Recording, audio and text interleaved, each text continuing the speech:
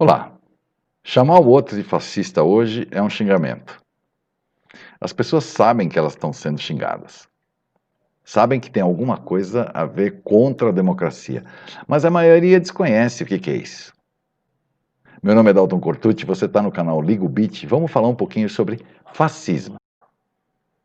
Antes de mais nada, por que o termo que remonta dos anos 20 do século passado voltou a ser usado?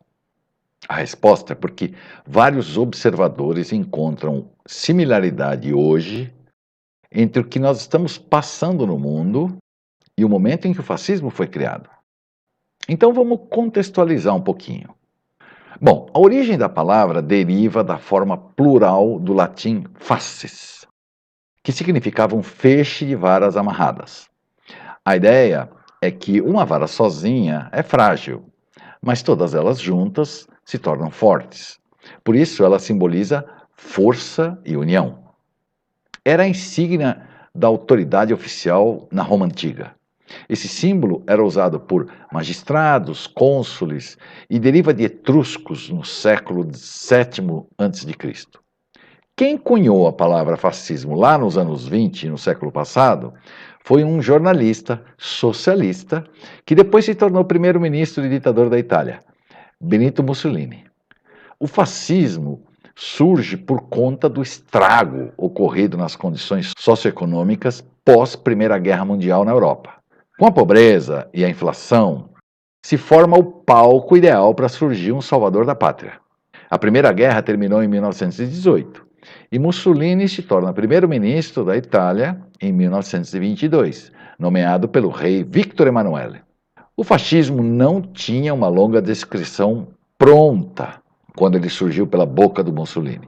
Ela foi se desenhando na medida que as ideias foram surgindo e colocadas em prática. Por isso, só 10 anos depois, em 1932, é que Mussolini define o que é fascismo por escrito e coloca na Enciclopédia Italiana e impõe esse sistema à Itália completamente. Para você entender a doutrina, basicamente ela se sustenta em 4 pilares. O primeiro pilar é o Estado. O segundo pilar é a sobrevivência do mais forte. O terceiro pilar é a rígida ordem social. E o quarto pilar, a liderança autoritária. Vamos falar um pouquinho de cada um deles. O primeiro pilar é o Estado. É um organismo vivo e absoluto, acima de qualquer indivíduo. Todos os indivíduos fazem parte do Estado, mas o Estado é maior que a soma de todas as partes. Não existe lei ou poder que possa limitar a autoridade do Estado, ou seja, o Estado é magnânimo. O segundo pilar é a sobrevivência do mais forte, e essa parte foi extraída da própria definição escrita por Mussolini, e é terrível, você vai ver. O fascismo não acredita na possibilidade nem na utilidade da paz. Ele repudia o pacifismo. Somente a guerra coloca o selo de nobreza nos povos que têm coragem de enfrentá-la. Em outras palavras, a paz é vista como fraqueza e a agressão é vista como força.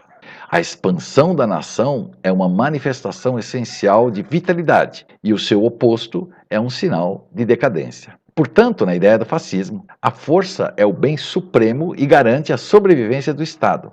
E por isso, expandir o império valida e reforça a sua força.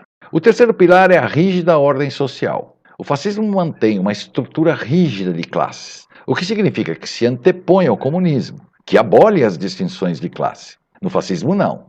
O fascismo impõe que classes claramente divididas são necessárias para evitar qualquer indício de insatisfação das pessoas e que possam gerar o caos. E o caos é uma ameaça para o Estado. O fascismo nega que a guerra de classes possa ser a força preponderante na transformação da sociedade.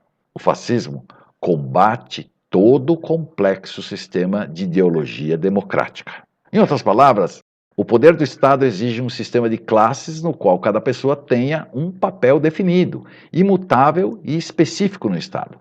Dessa forma, é uma rejeição absoluta da democracia, porque você não pode galgar uma outra classe socioeconômica dentro do fascismo. Para reforçar essa ideia, num outro trecho, o fascismo abole as eleições. Dá uma olhadinha. O fascismo nega que a maioria pelo simples fato de ser uma maioria, possa dirigir a sociedade humana. No outro trecho da definição, ele valida o uso da força contra os opositores. O império exige disciplina, medidas necessariamente severas devem ser adotadas e tomadas contra aqueles que se oponham a esse movimento espontâneo e inevitável. Em outras palavras, a violência física se justifica para o fascismo para suprimir qualquer pessoa que esteja fora do grupo e atrapalhe o poder do Estado. O quarto pilar é a liderança autoritária. Manter o poder e a grandeza do Estado exigem um líder único e carismático com autoridade absoluta.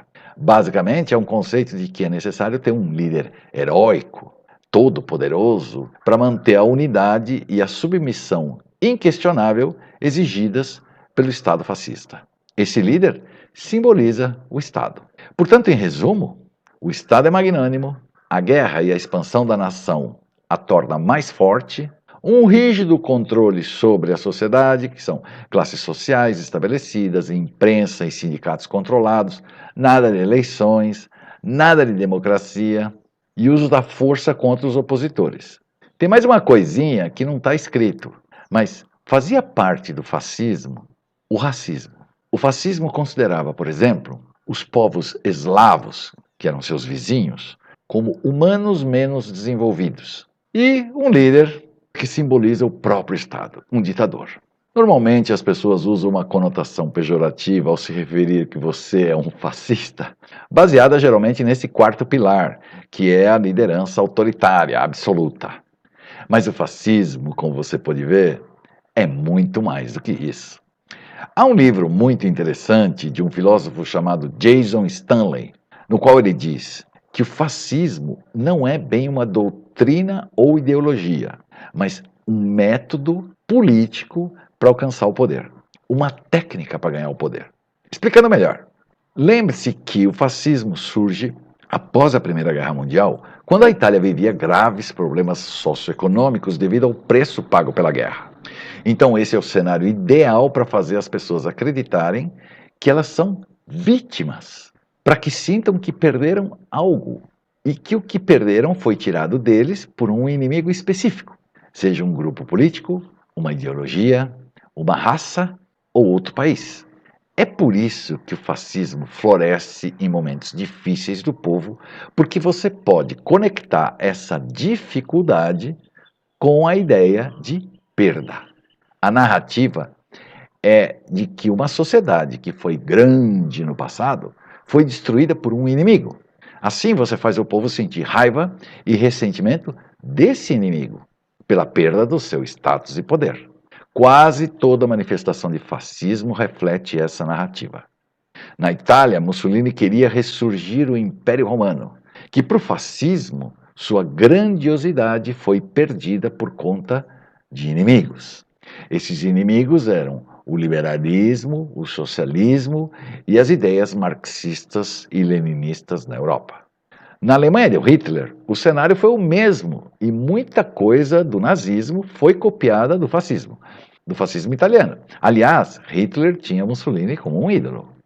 Alguns usam o fascismo para descrever qualquer governo autoritário, especialmente um que governe por meios violentos. Mas o autoritarismo é só uma parte da conversa.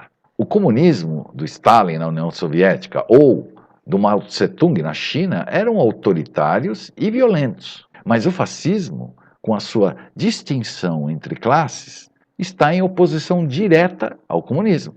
Agora liga o beat. É importante a gente notar a estratégia dos fascistas, porque eles são mestres na política. Por isso todo mundo tem que estar atento.